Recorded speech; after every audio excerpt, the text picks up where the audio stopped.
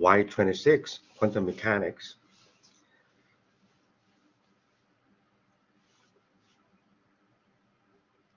When we study photoelectric effect and Compton scattering, we learned that energy of a photon is E equals h nu. And actually, we have a natural constant called Planck constant. This one originates from this experiment called the black body radiation. There's an absolutely different experiment.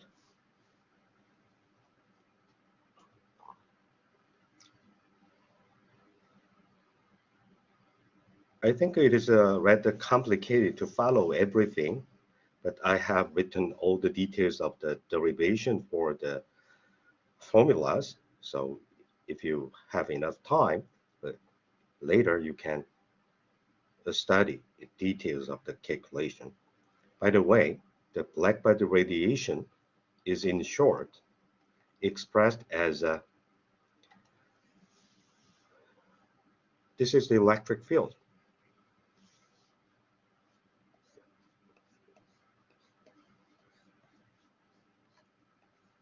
To simplify the analysis, we have a cavity. It is made of a cube of length L, and it has a temperature. It has a thermal equilibrium with a temperature T that is very high. For example, sun radiates electromagnetic field. This black body is a very hot object.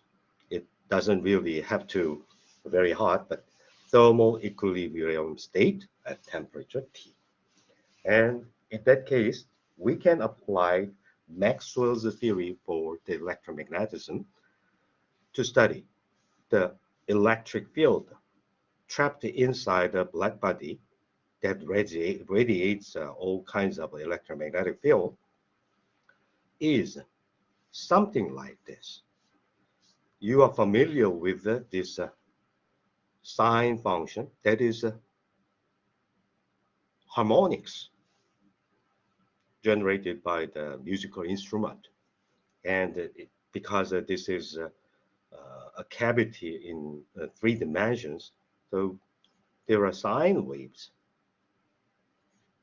Various sine waves can be created like that. The reason why the electric field vanishes on this surface is that we can make a simple approximation that this surface of the cavity is matter, for example. Then the electric field inside is completely vanishing inside a conducting material. So this sine wave for along the x-axis, y-axis, and z-axis are all related to the electric field. And statistical physics is necessary to compute the electromagnetic field energy trapped inside the cavity. And they computed this average energy of electromagnetic field.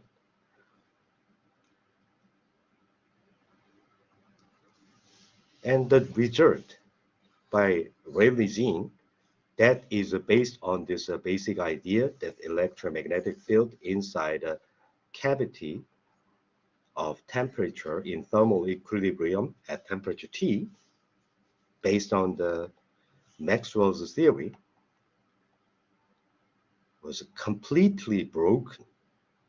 You can see experimental result for the, what is S? Let's see. Spectral radiancy of blackbody radiation. This one means the intensity of electromagnetic field radiated by a black body in a thermal equilibrium at temperature T can be expressed as an integral over a wavelength. And measure the spectrum of the wavelengths shows that there is a peak at some point like that. However, by applying Maxwell's theory to reproduce this spectral, measure the spectral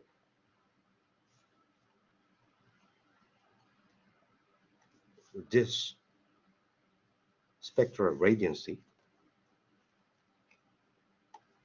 classical theory by Maxwell's theory computed by Rayleigh-Jean was absolutely wrong in the region, especially short wavelengths. That means a photon as the photon has a large energy. The experiment and the classical theory based on the Maxwell's theory is completely broken. So it is called ultraviolet short wavelength, especially in the visible region. Theory and experiment, they did not agree. Planck introduced the idea to explain this experimental result. Actually, he didn't calculate it in detail. Instead, he made an educated guess. This function, this experimental result, can be fit by this strange function. And actually, this assumption, based on the photoelectric effect, that energy of a single photon is proportional to the Planck constant and proportional to the frequency. This formula can be used in combination with the Boltzmann distribution. We learned in the last semester that the probability of having a certain energy EI of a thermal statistical system with a thermal equilibrium at temperature T is proportional to these exponentials. And the simple sum of this exponential gives the denominator and the numerator. This one is numerator. Summing over all possible probabilities, if we divide, and actual probability is obtained using this probability density. Planck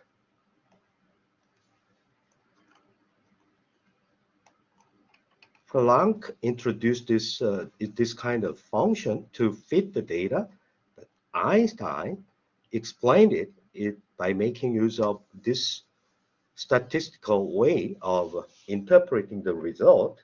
And finally, Einstein explained this Planck's law, this empirical law, fit to the data was understood clearly by Einstein. And finally, after the detailed calculation, the final result agreed with the experiment. So that is one of the reasons why the constant H is called Planck constant. And again, the explanation of the Planck radiation law was first done by Einstein. Next, we apply this wave nature of particle to electron. First of all, photon has a rest mass 0, and its full momentum is expressed like that. Remember, the zeroth component is energy divided by the speed of light, but energy of a photon is a momentum multiplied by speed of light. This speed of light cancels to find that energy divided by the speed of light for a photon is the magnitude of the momentum. In the case of electron that has a rest mass, we have energy divided by the speed of light is this.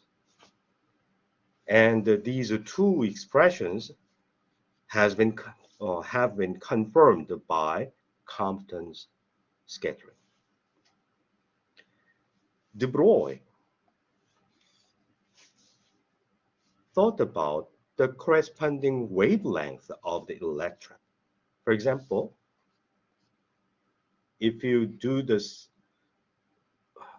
diffraction experiment by using electron rather than electromagnetic field, we also have such kind of diffraction. That means even though electrons are particles, it also has the wave nature. We can measure the distance between the nearest peaks of the diffraction pattern. We can determine the wavelength of this electron. Then that can be experimentally verified, and he guessed that the momentum of the electron can be read off from this relativistic expression, mv divided multiplied by the Lorentz factor. So de Broglie's idea of wavelength of a particle, because a particle has the wave nature as well as the particle nature. The wavelength of a particle could be determined like that. Because he made a guess, and through experiment, his guess was proved.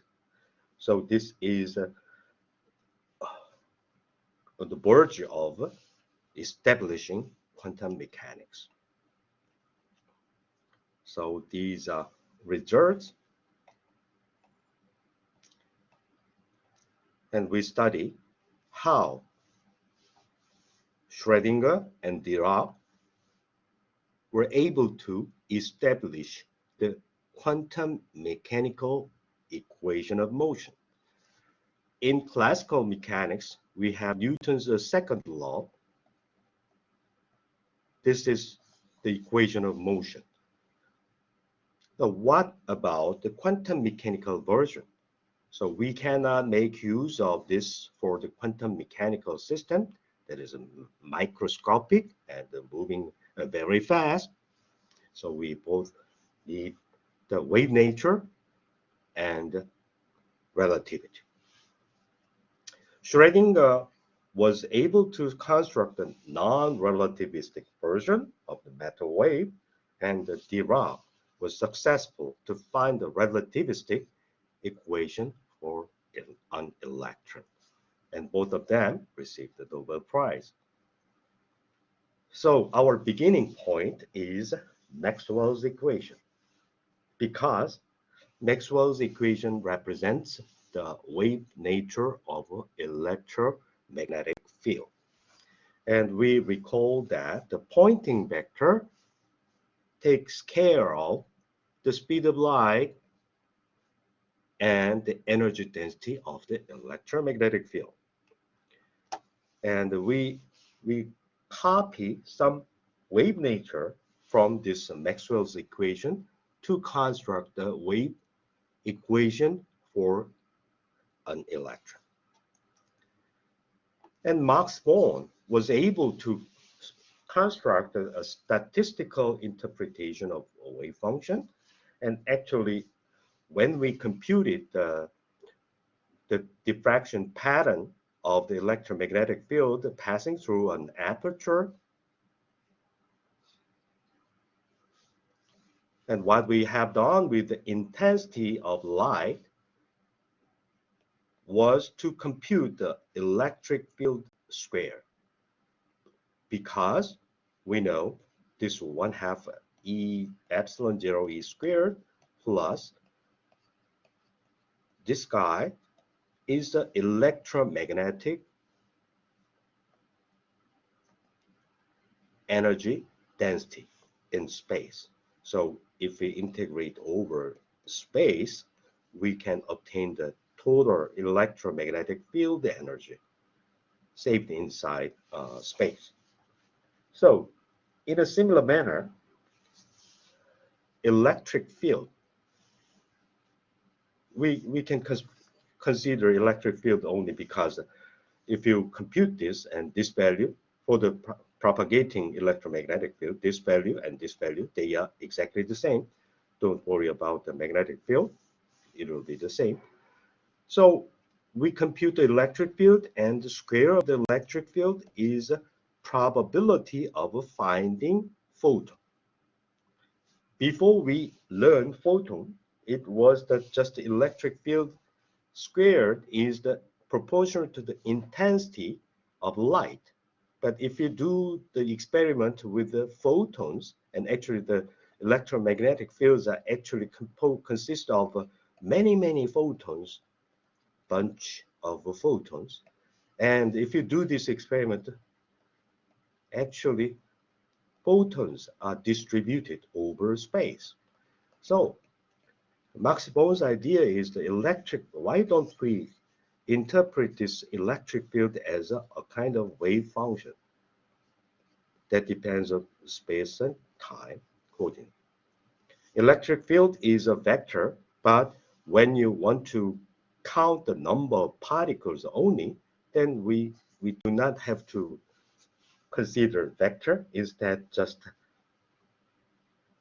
a wave function that is proportional to the number of particles that can be detected through this experiment. So electric field is analogous to the wave function. The intensity called the electric field square, we use absolute value square of this wave function. And when we compute the electric field energy, we integrate this electric field square over space. So we make a carbon copy of this. And Max Born introduced this idea, the wave function square integrated over whole space is 1. This is the probability of finding a single particle all over the space. For example, a single photon passes through an aperture, and actually for a single photon, I don't know the final destination of this electron. In some case, it will arrive there. But if I increase the number of trials, they will show this kind of distribution pattern. Billions of photons and billions of electrons. Then, therefore, this intensity distribution is interpreted to be the square of a wave function. In addition, when we calculate the electromagnetic field, propagating electromagnetic field, sine, cosine, this sinusoidal function can be expressed in terms of exponential function. And this exponential function, I, kx minus omega t, greatly simplified our result rather than using sine or cosine. So in general, the wave function is assumed to be a complex number. Therefore, this absolute value means if a complex number is a plus ib, the real part and imaginary part, and this one should be a squared plus b squared, something like that. So Max Born introduced this statistical interpretation of wave function for a matter wave, such as matter wave for a particle, such as an electron. All right, and then if you use a musical instrument, instrument will generate the sound with various frequencies, something like that. So we have harmonics. A pipe has a harmonics, fundamental harmonics, and then the excited states, something like that, and so on. So these are distinct normal modes, and our wave function above Metal wave is a linear combination of these harmonics. Okay, and these harmonics are orthogonal, and just like the Euclidean vector can be decomposed into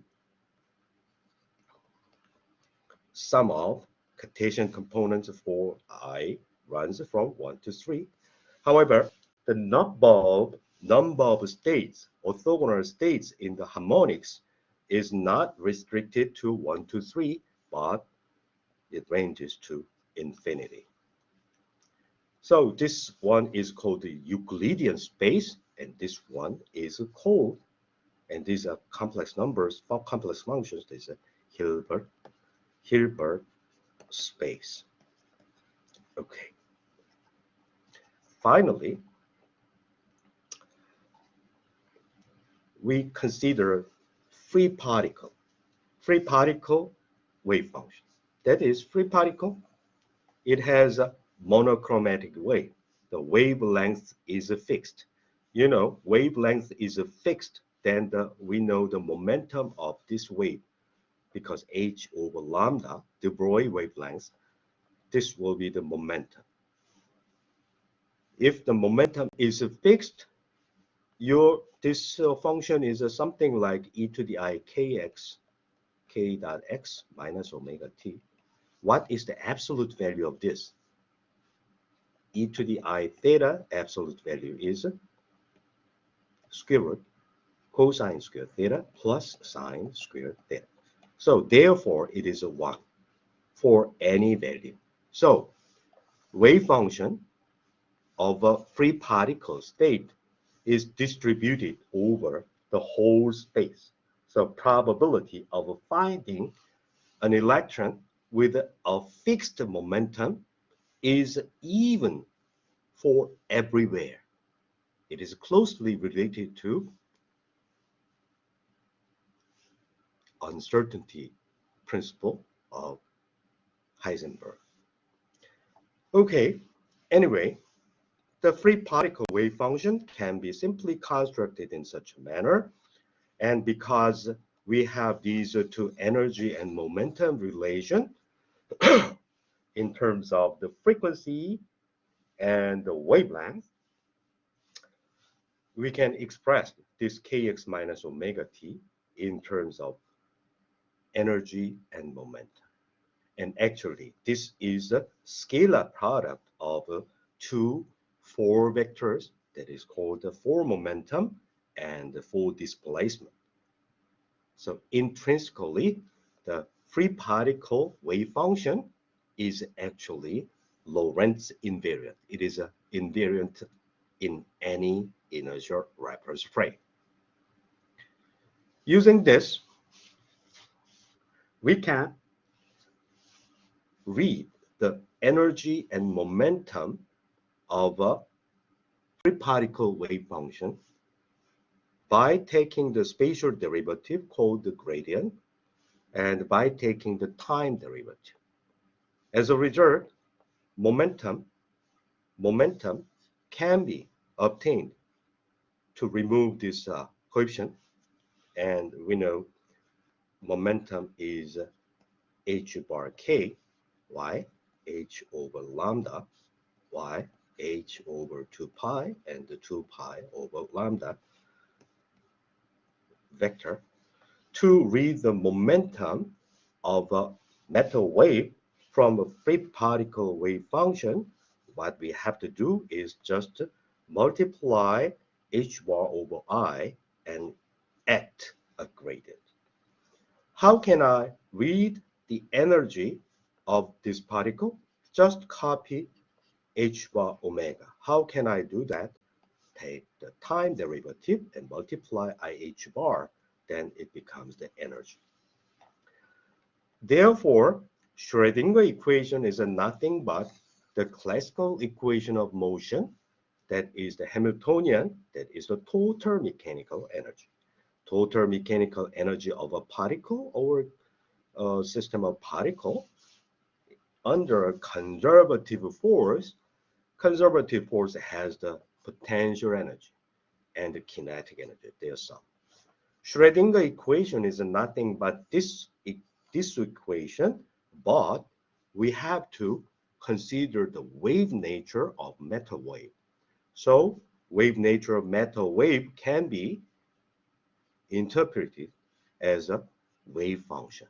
Use the free particle wave function that we already developed, the kx minus omega t, and actually this I over h bar p dot x minus et exponential. Use this, and we can see if you act these operator, these are minus ho here. This is a derivative operator, Laplacian multiplied the minus h bar squared 2m, and potential energy. And this one is a time derivative. So this is nothing but the total mechanical energy conservation for the wave, a matter wave for an electron. So Schrödinger constructed this equation, and this equation is consistent with all of the experiment. Uncertainty principle of Heisenberg is if you have an uncertainty in measuring the momentum of a particle, Q is a coordinate, the product of the uncertainty of the momentum and position cannot be taken to zero. Even if you measure very accurate way, you cannot decrease the product of this uncertainty. And there is a certain lower bound that is restricted by nature. The reason is that we have a monochromatic wave that has a certain wavelength. So wavelength determines a p, momentum p absolutely without error. In that case, because this free particle wave function kx minus omega t has a certain wavelength, its absolute value squared is always 1 for every point. Therefore, delta p goes to 0. However, delta x, you cannot find the dominant position, dominant distribution. No, it is flat all over the space. So it becomes infinity. And actually the product is restricted by the lower bound. So that is due to the non-commutative nature of momentum and position. We recall that momentum was derivative of x. And if you have a derivative and coordinate, what happens? If I take the derivative, it is 1. This is as it is. So operator that is proportional to the momentum, and this is called the commutator, and commutator is nothing but this is A, B, subtracted by B, A. What is B? This is X. Because this derivative can give non-vanishing value, that is 1. This one is 1 plus this operator cannot pass through X, and this one cancels with the remaining piece. And this is called the commutator of the two operators. If the commutator of the two operators is not vanishing, then we call these two operators are incompatible, and actually position and momentum are incompatible operator, so we cannot determine both physical quantities with arbitrary accuracy simultaneously. However, if they commute, we call it compatible operators. In that case, the accuracy of the measurement of the four compatible operators can be achieved simultaneously. Okay, so that that is also related to the rotation, but it is out of the scope of this class. So just if you have time, you can review it later. Okay, that's it for today.